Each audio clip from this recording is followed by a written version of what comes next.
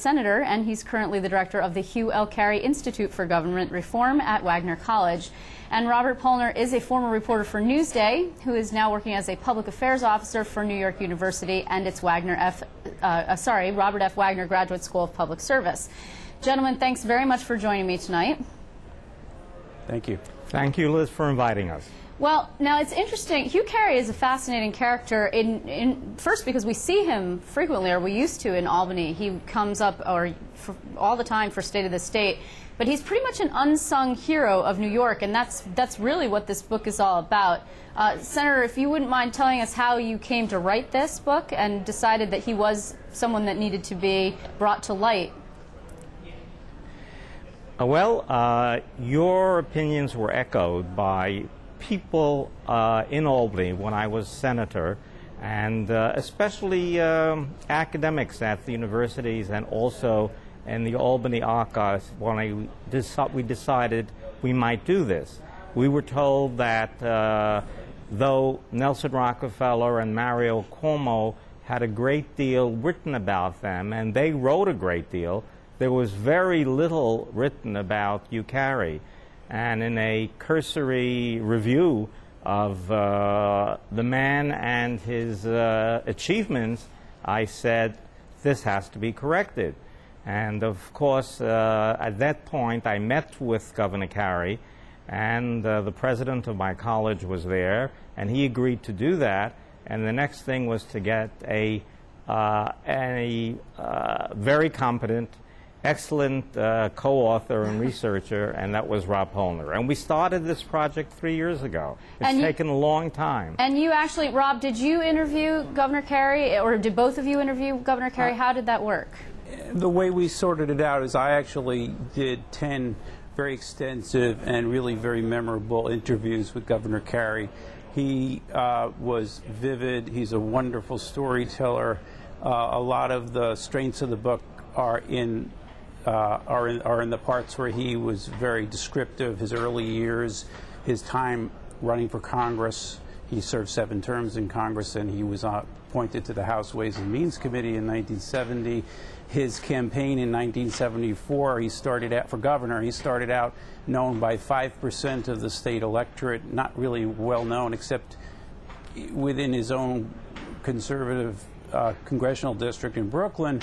And despite a pretty significant, I think, record of achievement in Congress, and he went on to barely get on the ballot in the Democratic primary and to defeat whatever everyone thought was the hands-on favorite, who was Howard Samuels, in the primary, and then to end 16 straight years of Republican dominance of the state under Rockefeller and his successor, Malcolm Wilson. You know, Carey came between, as Seymour mentioned, Carey came between 2 huge figures in New York State, Rockefeller and Mario Cuomo.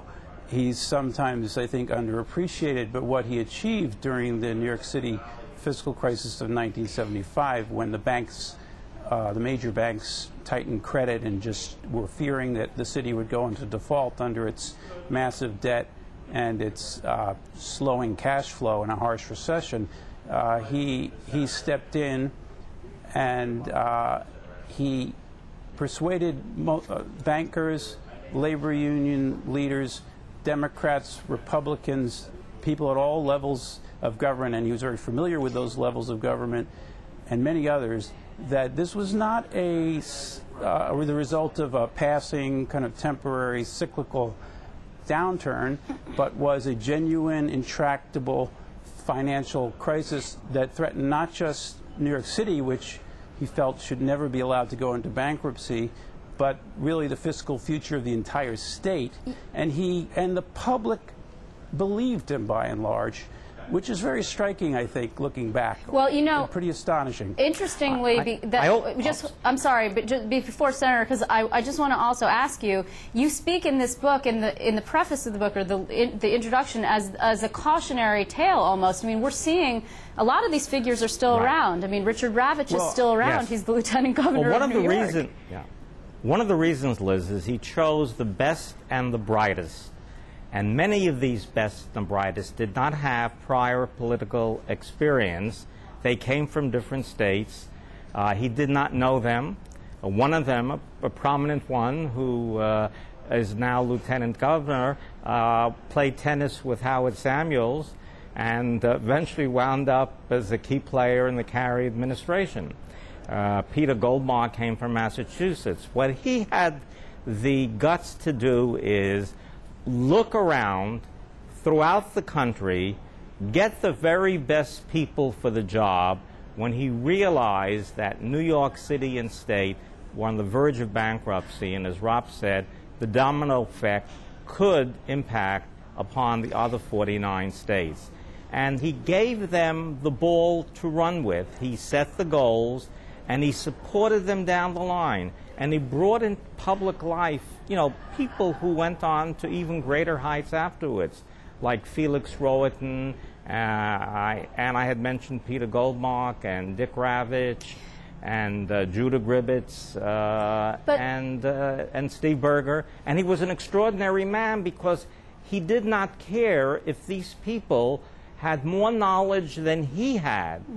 He gave them the publicity, and he gave them the wherewithal to achieve what they wanted to do, and he supported them down the line. Senator, it takes a very strong person to do that. Do you not see, I'm sure both of you see, the parallels of what's happening now and what happened then? I mean, we're talking about a time when New York State was battling with Washington, the famous headline of, you know, Ford to City drop dead. You're seeing now Washington rejecting FMAP money that the state needs desperately to keep its budget alive. It's not, you know, teetering on the edge of bankruptcy, but there are all of these lessons learned, and Richard Ravitch, that you just mentioned him, is sort of out there telling everyone that the state is really in dire fiscal straits, and yet no one's really listening. And so I wonder, Rob, if you can say what you see in this book that's happening, that Hugh Carey managed to get done, that we can't get done today at the state level.